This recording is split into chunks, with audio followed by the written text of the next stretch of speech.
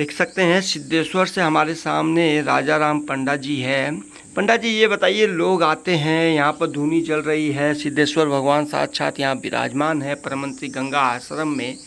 यहाँ पर नारियल भी लगे हैं, इसके विषय में थोड़ा लोगों को बताइए क्या है ये का है जिन लोगों ने नारियल बांधे हैं उनकी प्राय सभी की मनोकामनाएं पूर्ण होती हैं। अब वो नारियल कोई आ पाते कोई नहीं आ पाते, इसलिए वे मुक्ति लगते समझ में। वरना ऐसी कोई बात नहीं है। भोलेनाथ सिद्धेश्वर भगवान गुरुदेव सबकी ही मनोकामना पूर्ण करते हैं। नहीं, कैसे कैसे लोग आते हैं यहाँ पर, क्या क्या मनोकामना पूरी हुई अभी तक लोगों की? इसकी विधि क्या है नारियल बांधने की? नारियल बांधने की विधि 7 परिक्रमा लगाइए, नारियल हाथ में लीजिए। हाँ। और परिक्रमा लगाने के बाद भगवान को नारियल अर्पित करिए और उनसे प्रार्थना करिए कि हे भगवान, हमारी मनोकामना फला मनोकामनाएं पूर्ण होना चाहिए और हम आएंगे आपका प्रसाद चढ़ाएंगे जिस दिन हमारी मनोकामना पूर्ण हो। भगवान का मेन प्रसाद क्या रहता है यहाँ पर? भगवान का मेन प्रसाद है एक सफ़ेद झंडा, त्रिशूल जो यहाँ पर है। हाँ, और एक चमीटा जो हाथ में है आपके, और जो खड़ाऊ छोटी वाली चटपावड़ी, जो उनका मेन सामग्री है। अच्छा। और इसके बाद में आप मीठा चढ़ा रहे हैं, कौन सी चीज़ चढ़ा रहे हैं वो आपके ऊपर है, लेकिन इतना तो लगेगा ही। इतना एक चमीटा, त्रिशूल, सफ़ेद झंडा, खड़ाऊ। अच्छा। अभी तक जितने भी लोग डेली आते हैं, आपसे मुलाकात होती है, आप यहाँ बैठे रहते हैं, लोग आते हैं, मिलते हैं, क्या क्या सवाल करते हैं लोग? सर, आदमी तो अपनी अपनी भावनाओं रखते हैं कि हमारी ये मनोकामना पूर्ण हो जाना चाहिए, बाबा हमको भभूति इस प्रकार दे, और होती है।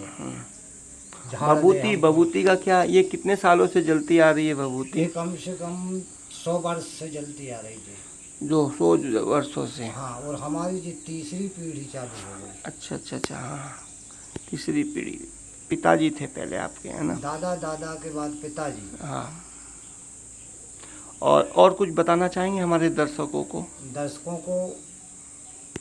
कोई प्रश्न करता है तो अपन बोलते हैं कि भाई कोई बीमार वर्षों से डरे हैं और बाबा के साथ परिक्रमा लगाई, नारियल बांधिए, वे स्वस्थ होते हैं। और जिसकी गोद नहीं है, भर रही है, उन लोगों को भी 7 परिक्रमा लगा के अपनी आस्था वर्धक मानिए, बराबर पूर्ण होती है। और अन्य काम जैसे भूत प्रेत इत्यादि कोई भी चीज़, मतलब ये भी यहाँ झाड़ फूंक में ठीक होती है। अच्छा, भूत प्रेत भी सब? बिल्कुल। कितनी बार झाड़ना पड़ता है? 7 बार ये चमीटा से झाड़ना पड़ता है। अच्छा। कोई भी हो इत्यादि सारी समस्या का निदान करता है। आपके सामने आया कोई भूत प्रेत वाला केस? हाँ, मेरे सामने आया कई। अभी वर्तमान में एक अपने वृद्धाश्रम में साहू जी कटनी के, उनकी धर्मपत्नी 12 साल से परेशान थी। अपन ने उनको झाड़ फूंक किया, वे आज स्वस्थ है। ऐसे बहुत कुल मिला कर अपने बरहेटा बारे आए, बहुत से सज्जन ऐसे कई गांव से आते हैं। जिनको कहीं आराम नहीं लगता, कोई लोग चर्चा में आता तो सिद्धेश्वर जरूर आए। सिद्धेश्वर आते हैं। सिद्धेश्वर आने का रास्ता क्या है? गोटे गांव से मध्य प्रदेश में? हाँ, श्री धाम से आदमी आया, वहाँ ट्रेन से या जो भी साधन, वहाँ से बस मिलती है। श्री धाम जो है जबलपुर के आगे है आपके।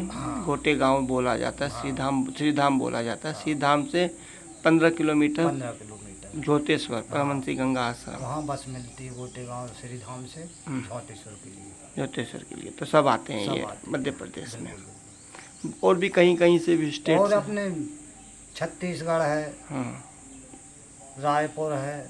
अच्छा, मतलब ऐसी जगह से लोग आते हैं। देख सकते हैं। इसी के साथ में हेमंत तोसावर, हेमंत टीवी चैनल से आपको दिखाता हुआ, बताता हुआ। देख सकते हैं नारियल है, शिव जी साक्षात यहाँ विराजमान चारों तरफ। यहीं पर नारियल फिर बांधते हैं तो ले भी जाते होंगे खोल के? नहीं, वो खोल के यहाँ धूनी माता में अर्जित किया जाता है।